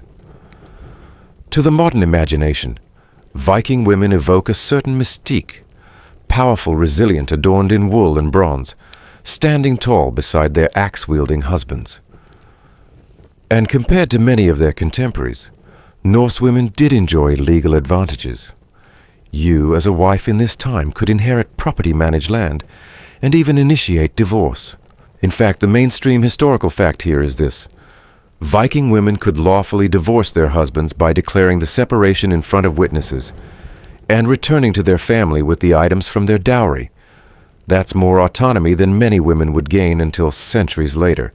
But hold off on your applause, because while the law allowed it, the culture often did not. Let's say your husband, let's call him Eirik, returns from a raid with spoils and scars and stories to last through winter. You pour his ale, mend his cloak, and keep the fire burning. But if you cannot bear him sons, or worse, if you question him in front of others, Eirik can humiliate you publicly. He can call a thing a local assembly, and air your failures like dirty tunics. And though you technically have the right to walk away, who will take you in? Your brothers have long since married. Your parents are buried in the fjordside grave. Alone you are vulnerable. Alone you are no one. This is the paradox of Norse marriage. You had rights, but no room to use them. One of the most harrowing expectations was tied to death itself. If your husband died in battle, or from wounds bloody triumphant face turned to Valhalla, you were expected to honor him in kind, not by mourning, by burning. Yes, some wives, especially among the elite, were pressured to join their husbands on the pyre, though historians still argue whether this practice of widow burning was widespread or symbolic. The accounts we do have paint a searing picture. The 10th century Arab traveler Ahmad ibn Fadlan recorded a chilling ritual in which a Norse chieftain's concubine was chosen to die with him. She drank danced, and after a ritual of forced consent was stabbed and placed beside his body on the burning ship. Flames consumed them both as drums beat on the shore. Now you're not a concubine. You're a wife. But in some parts of Scandinavia, the expectation lingered. If you refused, you could be called a coward, a traitor to his memory. Elders might shame you, even exile you. It didn't happen to all women, but it loomed like frost on a spring morning, silent, sharp, inescapable. And even if the flames spared you, judgment rarely did. A woman who refused to grieve properly might be accused of nid dishonor. That didn't just shame you, it cursed you. A nid woman might find no one willing to remarry her, no neighbor to barter, no place in the village feasts. And so some climbed onto the pyres not from love or loyalty, but because there was nowhere else to go. Still, there were women who pushed back. One quirky historical tidbit: runestones, those towering stone-carved memorials, often linked with Viking warriors, were sometimes commissioned by women. In fact, around 10% of surviving runestones in Scandinavia were raised by women, often to commemorate husbands' sons, or even themselves. One reads, Astrid raised this stone in memory of her husband Holmgar, a brave man. She built this bridge for his soul. It's not just a memorial. It's a power move. She's publicly claiming wealth, land, and story. These women quietly and cleverly wrote themselves into history. And yet, for all their strength, Viking wives lived in a burning world, both literally and metaphorically. Their homes were heated by open flames. Their families survived the cold through firewood and foraging. Their husbands fought with torches and axes. And the expectation always lingered: burn with him, or burn alone in disgrace. You walk now through a pine forest dusted with snow. A narrow path leads from the longhouse to a burial mound. Inside rests a woman wrapped in fur, buried with beads tools, and one final gift, a small iron key.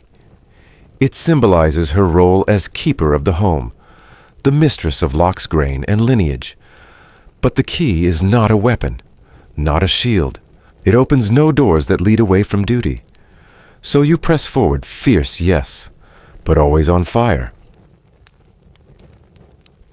The winter wind from the fjords fades into something still, something heavier, like breath held too long in a narrow chest. The pine forests fall away. Now you stand in a courtyard garden in imperial China, beneath the drooping petals of a plum tree. Your hands are folded, your feet bound in silence. You are a widow, and the house you once ran filled with voices and steam, and the patter of small shoes is now a shrine to your restraint.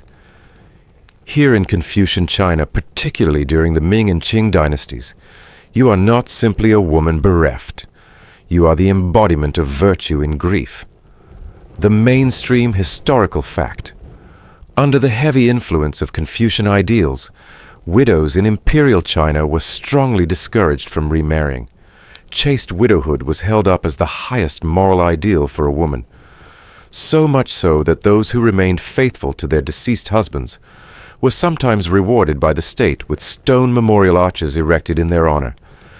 Yes, stone arches, not pensions, not protection monuments to your lifelong sorrow.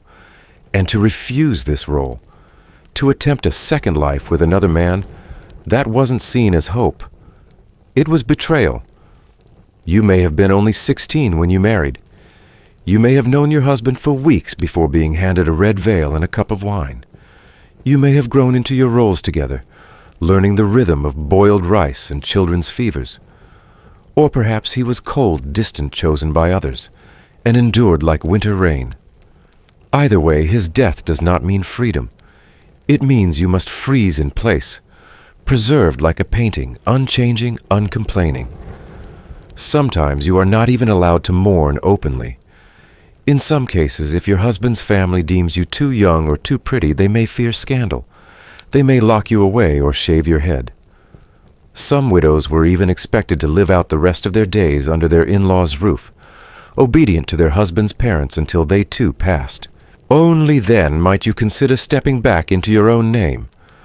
But by then you are no longer young. You are no longer seen. And there is a darkness that grows in these rooms, a silence thick enough to press into your chest.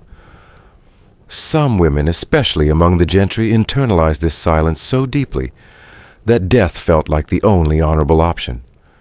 Historian records from the 18th century describe cases where widows committed suicide immediately after their husband's death by hanging starvation or throwing themselves into rivers. These acts, far from being condemned, were celebrated. Stories of such women were compiled in exemplary biographies for others to learn from. Their names, though briefly whispered, were etched into stone. Now historians still argue whether this pressure to die was as widespread as it was celebrated. Official records glorified widow martyrdom, but actual practices likely varied across regions and classes. Still, the presence of so many memorial arches, some 3,000 erected in the Qing dynasty alone, suggests the ideal was no quiet whisper. It was shouted from stone. And what if you chose to live? Even then, your existence had to be one of stillness and shadows. You were expected to wear mourning clothes, avoid social events, and remove yourself from joy. You could never be seen laughing too loudly, could never show your hair flowing in the breeze. You were a monument, not a person.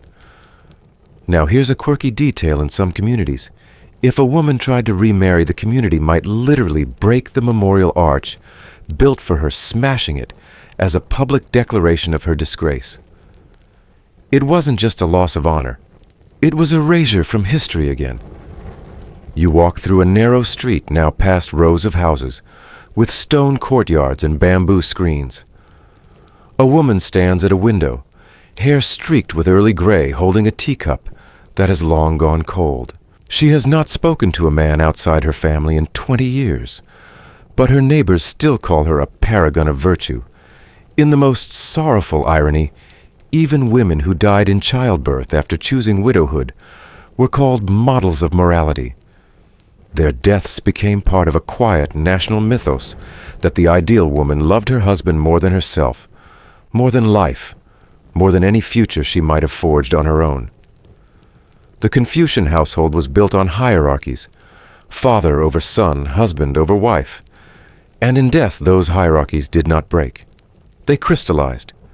You were not meant to escape. You were meant to vanish inside the role so completely that nothing else could grow. And yet, not all vanished. Some women found subtle ways to reclaim themselves. They became poets, cloaking rage in metaphors of fallen blossoms.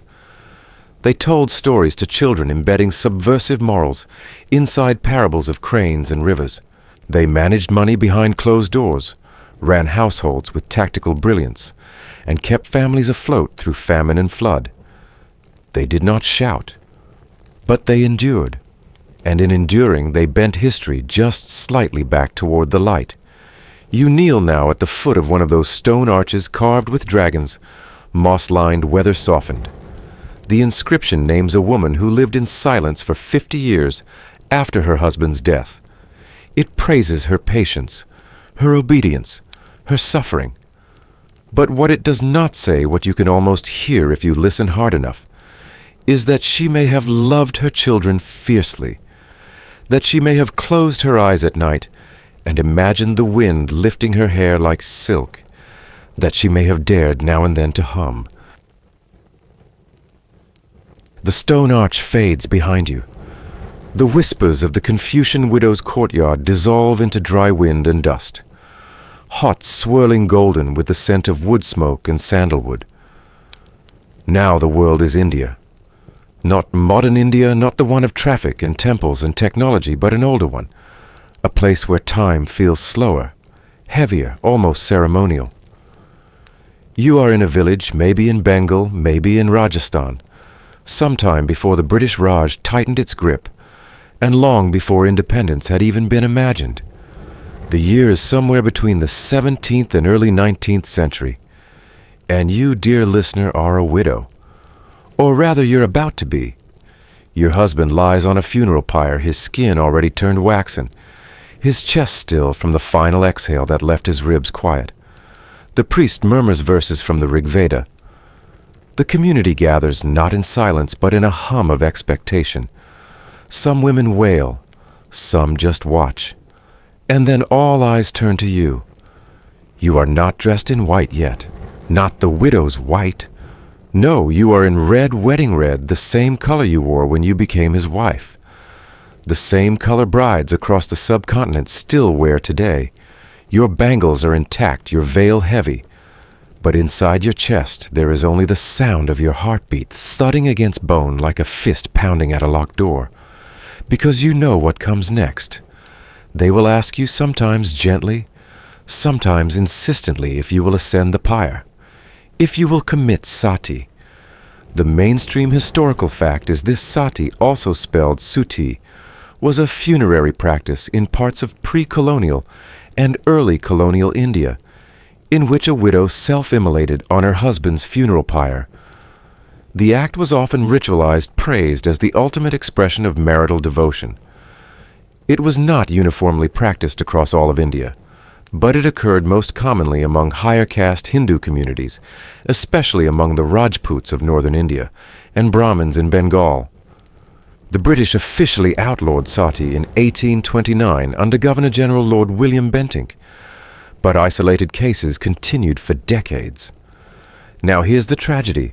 While some women may have chosen sati willingly, especially in a world where widowhood meant lifelong social death, many were coerced, pressured, or even forced onto the flames. You stand beside the pyre, and the priest hands you a flower. Your fingers tremble. Someone, your brother-in-law, maybe places a reassuring hand on your back, guiding you forward. He whispers that you'll be remembered, that songs will be sung in your honor, that your children, if you have any, will never be called fatherless, because their mother followed him into the next world, like a good wife should. Do you feel honored, or do you feel trapped? Because in truth, refusing to commit sati isn't just a matter of walking away. It means disgrace, exile, poverty. In many communities, widows were considered inauspicious bad luck. You would not be invited to weddings. You would eat last sleep on the floor, shave your head. Your jewelry would be stripped. You would wear white forever, a ghost in your own home. And if you chose not to die, people might still whisper that you wished you had. Historically, some widows were locked in the house to think it over. Others were drugged or tied down. Eyewitness accounts from British officials, Indian reformers, and Hindu monks alike describe women being pushed, pulled, or outright thrown into the flames. There is one record of a woman who tried to run. The crowd pushed her back. She burned alive twice because the fire didn't catch properly the first time. Historians still argue whether these coercions were rare exceptions or dark norms cloaked in holy justification. Now for your quirky historical tidbit. In some elite households, sati was followed by the building of a sati stone, or sati pillar, a small monument with inscriptions and a carved image of the woman hands, folded in prayer ascending the flames. Some even had footprints etched into them, symbolizing the last steps she took before becoming immortal in fire.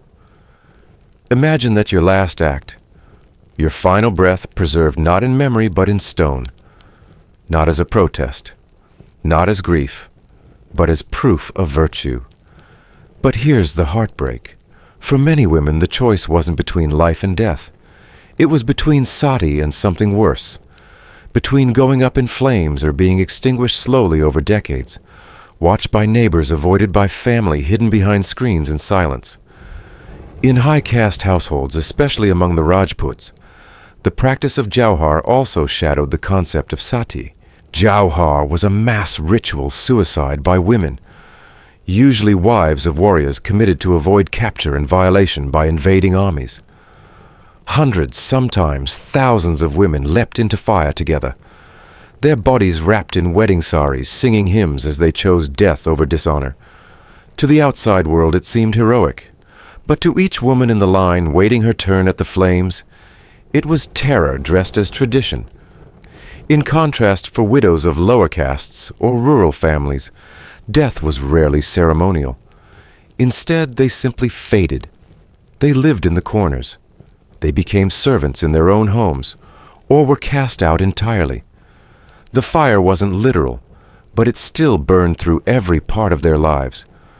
British colonial officials, with all the contradictions of empire, were horrified by sati. They used it to paint Indian society as barbaric, ignoring their own systems of abuse, of course. But they also banned the practice by law. Indian reformers like Raja Ram Mohan Roy fought hard for its abolition, arguing that Hindu scriptures did not actually mandate it, and that its continued use was a distortion of ancient texts. He had seen his sister-in-law burn. He never forgot it. And yet the law could only reach so far. The last official sati in India is believed to have occurred in 1987, when an 18-year-old woman named Roop Kanwar was burned alive, or perhaps willingly entered the flames on her husband's pyre in Rajasthan. Eyewitnesses were contradictory. Some said she was drugged. Others claimed she was calm. What is certain is that the village erected a shrine in her honor. Worshippers came. The government condemned it, and the country was once again forced to reckon with the shadows of its past. You think of Roop now. You think of the women before her name's forgotten faces turned to ash.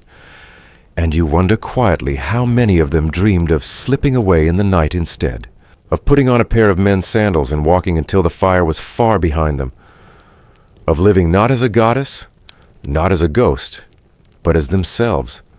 But fire is greedy. It consumes not just the body, but the story. And the story of sati is one of misremembering of martyrdom dressed up as glory of grief, weaponized into duty. Even today, in some rural corners, the whispers remain. Shrines are still tended, songs still sung, and for some the flame still flickers, not on the pyre, but in the idea that a woman's worth is measured by how much of herself she's willing to burn. But here, dear listener, in the hush between midnight and morning, we remember differently. We do not honor the fire. We honor the woman inside it, the girl who never asked to marry, who bore sons without praise, who was told at every turn that obedience was her crown. We remember her not because she died, but because she never got to live. And as the smoke curls into the sky, we let her story drift into the ears of those who will listen. You, me, anyone who believes that the past matters, not because it is gone, but because it's never really left us. Because somewhere some woman still stands beside a metaphorical pyre, called to sacrifice for someone else's name, someone else's glory. Let's leave her with a different choice. The flames have dimmed now. The smoke that once spiraled into the air like a silent scream has drifted away, leaving only ashes, some in the earth and some in memory. You step carefully through the wreckage of centuries, the wind now quieter, cooler, almost reverent. This final path isn't tied to one place or culture.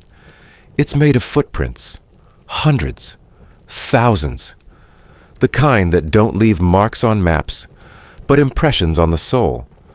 These are the echoes of the forgotten, not just Victorian wives, not just medieval brides or widowed shadows, but women whose lives were bound not always by fire or rope, but by silence. You've traveled far tonight, from the frost-covered markets of Yorkshire to the sacred pyres of India, from the ink-stained legal scrolls of Edo to the wind-lashed fjords of Viking coasts. You've felt the weight of laws written in someone else's name and the sting of judgment in someone else's voice. And now here in the final hour of the journey you stand still and listen, because the echoes still speak. Some come as whispers. A woman in 18th century France who forged her husband's signature just to rent her own shop. Another in colonial Mexico who pretended to be a man for decades just to live as herself. A girl in the Ottoman Empire who snuck books into her bridal chest, hoping one day she'd be allowed to read. Some echoes come as songs, folk tales of wives turned wolves, or witches punished for wanting too much. Others come as court records, scribbled notes in margins, where a scribe couldn't help but comment. She said no. He did not listen. But most echoes don't survive in ink at all. They live in absence, in the stories we don't tell, the names never taught, the housewives whose work built dynasties, but never earned them more than a footnote, the women whose resistance was simply refusing to give up to cry in the wash basin, instead of at the dinner table to hide a few coins in the hem of their skirts, to teach their daughters how to read, even when told it was dangerous. Let's return for a moment to that Victorian wife you once embodied, the one with raw hands and a bruised heart. Maybe she didn't sell lace in a London shop or write poetry by candlelight. Maybe her life was so small, so quiet, that even her neighbors forgot her name once she passed. But she mattered. She cooked, cleaned, endured. She stitched her husband's coat and taught her children to say please, even when no one ever said it to her. And sometimes, just sometimes, she whispered secrets to the mirror when no one was listening. That she used to dream of traveling. That she liked the color yellow. That she once danced in the rain before she was married, and someone scolded her for the mud on her hem. Not every woman was a warrior. Not every wife burned, ran, escaped. But survival in a world that asked you to disappear is its own quiet rebellion. Mainstream history has always struggled with nuance. It likes heroes and villains, loud acts and bloodied battles. But real lives, especially the lives of women, rarely unfold so dramatically. They slip between lines. They are the stories of endurance, not explosion, of getting through the day, of laughing anyway, of burying bitterness in the bread dough because crying wouldn't change anything. Here's your quirky historical detail in parts of Eastern Europe. There were weeping rooms, small hidden spaces where wives could go to cry in private. Some had handkerchiefs stored in drawers. Others were said to have tiny holes in the wall so the women could hear the chapel hymns and find comfort. Historians still argue whether these were real or metaphorical, but it doesn't really matter, does it? Because whether the walls were stone or just the back of a linen closet, the need was real. Think of all the tears the historical record never caught. Not dramatic sobs, but quiet ones. The kind that fall without sound like rain on stone. Think of how many women learned to smile over them, to laugh at dinner and cry later. Think of how many learned not to cry at all. And then think about the ones who didn't just endure but changed things. The wives who snuck into abolitionist meetings. the mothers who taught girls to read, the seamstresses who joined strikes, the widows who ran businesses, the midwives who passed down healing secrets in whispers, even when the church called it witchcraft, the runaways who boarded ships, the daughters who never married because they watched their mothers fade. Every generation had a few, and those few cracked the walls just enough for the next ones to breathe. Victorian wives, Edo concubines, Viking shield maidens, Chinese widows, French laundresses, Moorish scribes, all of them stitched into the same great tapestry, some threads bright, some nearly invisible, but none unworthy. You might wonder why remember them, why dredge up sorrow? Because memory is a kind of justice. To say their names, even if we don't know them, is to undo the forgetting, to walk their stories back into the light, not to wallow, but to witness. You've heard a lot tonight, about laws and customs and the long shadows of patriarchy, but you've also heard about love and resilience, and women who found ways to live inside the cage, or to unlatch it, or to teach their daughters how to dream of flight. So let's end not in a courtroom or a kitchen, not at the edge of a fire or the silence of a cell, but in a quiet room, just you and me, and the hum of voices long gone. They're not here to haunt you. They're here to remind you. That history is not made only by kings and wars and decrees. It's made by hands that folded laundry, by backs that carried babies, by eyes that watched the road, hoping for something better. It's made by women like you might have been, if you'd lived then. And though their days were often long and thankless, their stories did not end in obscurity, not tonight, because you listened. And in that simple act you've made room for their stories to rest, for their voices to echo not as ghosts, but as guides. Let's carry that with us quietly into sleep. The night is still now, dear listener. The fire has long gone out. The halls are silent. The children, if there ever were any, are tucked away in some far memory of laughter. The wind outside your window carries only faint echoes now. The echoes of women who lived and loved, who struggled and stitched and sang softly to themselves, in languages no one wrote down. You've walked through centuries tonight, and with each step you've held the stories of women who never asked to be remembered as martyrs, but who deserve to be remembered as more than shadows. Their names are not carved in stone, not printed in textbooks, not hung in galleries, but their lives shaped the world as surely as any emperor's. So breathe now, deeply. Let your heartbeat settle. Let the stories we've told fold around you like a blanket stitched from voices once silenced. They are here not to haunt you, but to hold you, to remind you that even in the darkest corners of the past, there was always warmth, a fire lit, not to destroy, but to survive. And if you find yourself weary in your own life, in your own time, remember someone before you once walked barefoot across a frost-covered market square rope around her neck, and still she hoped for kindness. Let that hope carry you now. Good night, dear listener. Sleep gently, and may the forgotten never be forgotten again.